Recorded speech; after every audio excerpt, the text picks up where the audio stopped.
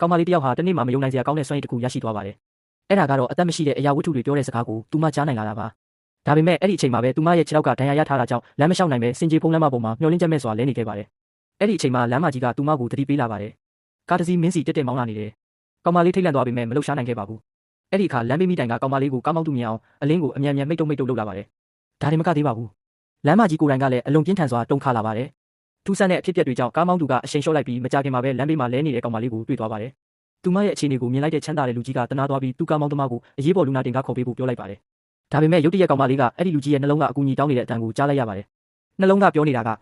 ငါ့ကိုဆေးရုံကိုအမြန်ခေါ်သွားပါမိနစ်30အတွင်းငါရက်သွားတော့မယ်။ဒါကြောင့်ကောင်မလေးကသူ့ကိုလည်းဆေးရုံလိုက်ပြီးဆေးစစ်ဖို့တိုက်တွန်းလိုက်ပါတယ်။ဒါပေမဲ့ကားမောင်းသမားကတော့ဒီကောင်မလေးယူနေပြီလို့ထင်သွားပါတယ်။သို့တော့ချမ်းသာတဲ့လူကြီးကတော့သူမရဲ့မျက်လုံးထဲကရိုးသားမှုကိုမြင်နေရတာကြောင့်သူမကိုယုံကြည်ဖို့ဆုံးဖြတ်လိုက်ပါတယ်။ဆေးရုံရောက်ပြီးနှစ်ယောက်စလုံးဆေးစစ်ကြည့်တဲ့အခါ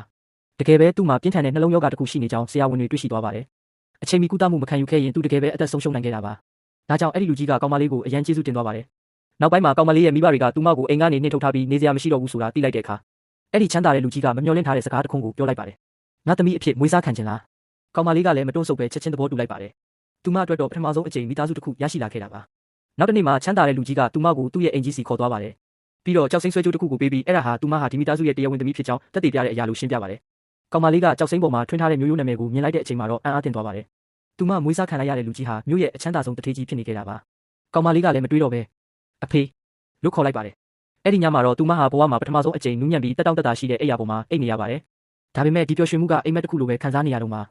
အဲ့ဒီအချိန်မှာပဲသူမရဲ့ဖုန်းကစကားပြောလာပါတယ်။ဖုန်းကသူမအမြဲစောင့်ကြည့်နေတဲ့လက်ဝဲရတနာဒီဇိုင်းပြန်ွယ်ရဲ့ရှောက်လွှာတင်ရမယ့်နောက်ဆုံးရက်က9ရက်ပဲကျန်တော့တယ်လို့ပြောလိုက်ပါတယ်။အဲ့ဒီအခါကောင်မလေးတယောက်တည်းချက်ချင်းတတိယသွားပါတယ်။သူမရဲ့မူရင်းဒီဇိုင်းပုံစံတွေဟာသူမရဲ့အရင်အိမ်မှာကျန်ခဲ့သေးတာပါ။ဒါကြောင့်အဲ့ဒီပုံစံတွေကိုပြန်ယူပြီးအဲ့ဒီမိသားစုနဲ့လည်းလုံးဝအဆက်ဖြတ်ဖို့ဆုံးဖြတ်လိုက်ပါတယ်။သူမအိမ်ဟောင်းကိုပြန်ရောက်လာပြီးပုံစံတွေကိုယူကာထွက်ခွာတော့မယ့်အချိန်မှာ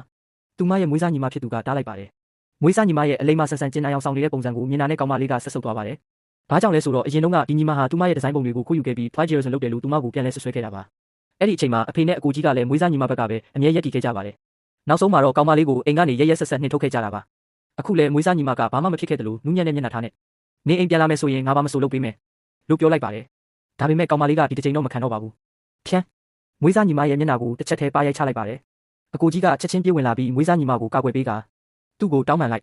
လို့ကောင်မလေးကိုအမိတ်ပေးပါတယ်။ဒါပေမဲ့ကောင်မလေးကမတောင်းပန်ပါဘူး။သူမကအေးစစ်စစ်ပဲဒီလိုလုပ်ချင်နေတာကြားလာပြီလို့ပြန်ပြောလိုက်ပါတယ်။အဲ့ဒီစကားကြောင့်အဖေဖြစ်သူလည်းဒေါသထွက်ပြီးသူမကိုရိုက်ဖို့လက်မြောက်လိုက်ပါတယ်။ဒါပေမဲ့ကောင်မလေးကချက်ချင်းကောင်းမှုရှောင်လိုက်တာကြောင့်ဖြန်း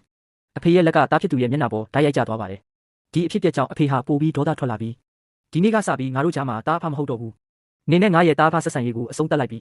လို့អော်လိုက်ပါတယ်။ဒီတစ်ချိန်မှာတော့ကောင်မလေးလည်းနှစ်ပေါင်းများစွာရင်ထဲမှာတင်ထားခဲ့တဲ့မြကိုအကုန်ဖွင့်ချလိုက်ပါတယ်။သူမကမိသားစုကသူမကိုဘလို့လစ်လျူရှုခဲ့ကြတယ်လဲမွေးစားညီမကိုပဲဘလို့မျက်နှာပေးခဲ့ကြတယ်လဲဆိုတာအကုန်ပြောပြလိုက်ပါတယ်။ဒါပေမဲ့သူမမမျှော်လင့်ထားတဲ့အရာတစ်ခုကတော့စပွဲပေါ်မှာရှိနေတဲ့ခွက်တစ်လုံးပါကောင်မလေးရဲ့စကားတွေကိုကြားပြီးခွက်ကဒေါသထွက်လုံးလို့အပူငွေ့တွေတောင်ထွက်လာပါတယ်။ပြီးတော့ဒီကောင်မလေးဘက်ကငါရက်တည်မယ်ဆိုတဲ့ပုံစံနဲ့အရန်ဒေါသထွက်လာပါတယ်။နောက်တစ်စက္ကန့်မှာပဲ